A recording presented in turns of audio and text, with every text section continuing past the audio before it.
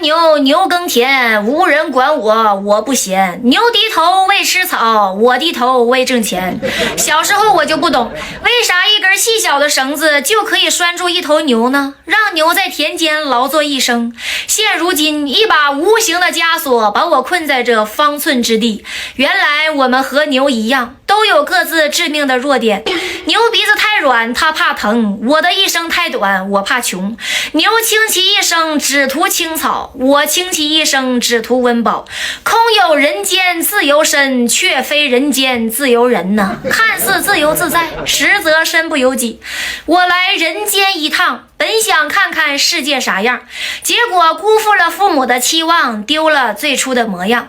我来人间一趟，本想光芒万丈，谁知却和这牛一样。世人慌慌张张，为了碎银几两，可唯有这碎银几两能解世人惆怅。但是来都来了，不能白来一趟吧，好死不如赖活的呢，对不？生活之苦，苦于执着；生活之难，难于放下；人心之烦，烦在了计较。你越在意啥，啥就越折磨你。再好的茶，泡开了才好喝；再好的人，想开了才好过。人呐，就这么回事儿吧，想开了也就无所谓了。完蛋了，玩意儿，啥也不是。结婚之前，女人对男人说：“你把这些碗洗了，今天晚上我就是你的。”男人兴高采烈的就去把碗洗了。结婚之后，女人对男人说：“你把这些碗洗了，今天晚上我就放过你。”男人屁颠屁颠的就去把碗洗了。你是不是经常去洗碗？哎呦我的妈！说我自私的，哼，只能证明他没占到我的便宜。说我脾气不好啊，证明我没顺着他呀。说我不懂事儿，证明我没听他的话。说我固执，证明他没有办法拿捏我。说我强势，证明我有主见，不好控制。说我不合群儿，证明我不好骗吗？啊，说我态度有问题，那证明我占理了。啊，说我敏感，证明我猜对了。说我格局太小，证明我不吃他画的饼啊。说我斤斤计较，只能是说我触碰了他的利益而已。做人就一句话，只要油盐不进，就能百毒不侵；只要刀枪不入，就有金刚不坏之身。操，太神神了！昨天我过生日。然后我老妹儿把我生日给忘了，然后我男朋友把我生日也忘了。我这一瞅没人过生日了，我就心情挺不好。然后快下班，啥老板来了，说你今儿咋心情不好呢？我说我今儿过生日没人给我过。当时老板特别贴心，说你今晚上俺家，我给你过。哦，好老板。对啊，当时我也没多寻思，我就去了嘛。去了之后，老板说你等我10分钟。我寻思他让我等这10分钟，我寻思他去洗澡去啊。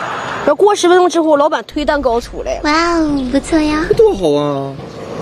关键是他推蛋糕出来，同时他也出来了，我男朋友也出来，还有公司同事都出来了。那多好啊，都来给你庆生啊！我他妈当时脱光了，我他妈当时脱光了。嚯！都说嫁鸡随鸡，嫁狗随狗，嫁个扁担你得扛起走。老公决定你的命运，你还别不信哦。今天有个粉丝问我嫁什么男人最好，其实不管女人嫁给谁都感觉很倒霉。如果你老公是开饭店的，那你就有切不完的葱，剥不完的蒜，擦不完的桌子，端不完的饭。如果你嫁个老公卖家电，样品摆了一大片，你就不能出门，只能看店。进货容易卖货慢，生意好了又忙得你团团转。你要是嫁个种地的呀，打药除草挖土非你莫属。嫁个老公卖海鲜，腥味一闻一整天，手套一戴围裙一拴，时刻担心鱼儿把肚翻。嫁个老公干装修啊，水泥渣子用手抠，每天还要把工具收。嫁个老公卖猪肉，你的身体就不会瘦，卖剩下的吃不够，身上的脂肪是越长越厚。你要是嫁给公务员收入稳定能存钱，日子过得很清闲，吃香喝辣笑得甜。你要是嫁个厨师呀，不愁吃不愁喝，桌上的菜是一抹多。要是当个厨师长工资高的不敢想。哎呀，老公要是卖钢材又是搬来又是抬，汗水顺腿打死海。嫁个老公开货车，饿不完的肚子憋不完的料，看到厕所就想往车下跳。姊妹儿，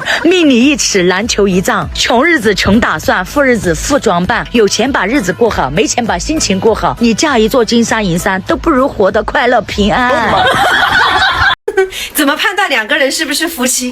吃饭的时候呢，如果这个女的结账，那肯定是夫妻；男的结账呢，他就不一定是夫妻。如果这个男的和女的手牵着手走路有说有笑的话，他不一定是夫妻。那个一前一后，男的快走一步还回头使劲催促这个女的哈，那肯定是夫妻。超市里面买东西，如果女的仔细选东西，男的东张西望，时不时的敷衍回复一下哈，那是真夫妻。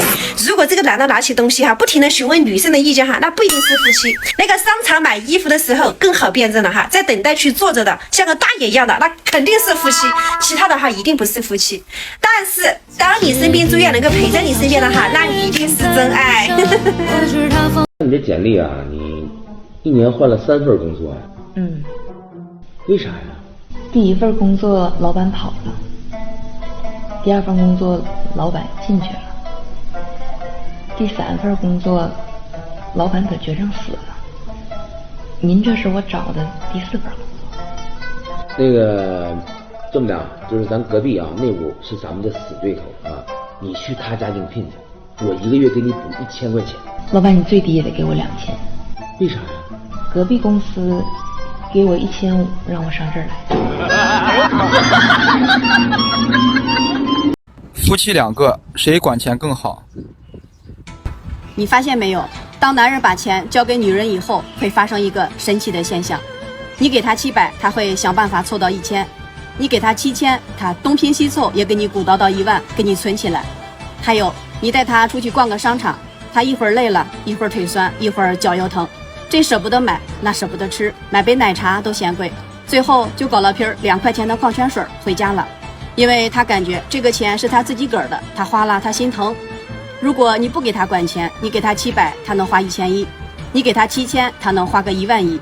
因为他感觉这个钱反正又不是我自己的，不花白不花，花了也不心疼。所以说，兄弟们，听妞一句劝，要想存上钱，老婆得掌权，财政大权老婆管，家庭幸福更美满。哎呦我的妈！运动是不能长寿的。跑步机的发明者54岁去世，体操发明者享年57岁，世界健美冠军41岁去世，世界上最好的足球运动员60岁去世。然而吃货是不同的，肯德基的发明者享年94岁，而巧克力的发明者享年88岁，轩氏女酒的发明者享年98岁，卷烟制造商温斯顿享年128岁。这医生是如何得出来的结论？运动可以延年益寿的。兔子总是蹦蹦跳跳，只活了2年，而乌龟呢，根本不运动，却能活400年。对，所以啊，休息一下吧，吃喝玩乐能让你活得更久。哎呦我的妈！我就问你，刚才我回家的时候，是不是有个男的从窗户跳出去了？老公，我错了。我出门这2天，别人就告诉我，半夜隔三差五就有人从咱家窗户跳出去，隔三差五就有人从咱家窗户跳出去。老公，我再也不敢了。你有啥不敢的？啊？当初买房子的时候我就说不买1楼，不买1楼，这回可倒好，总进小偷吧？啊，对，总溜东西。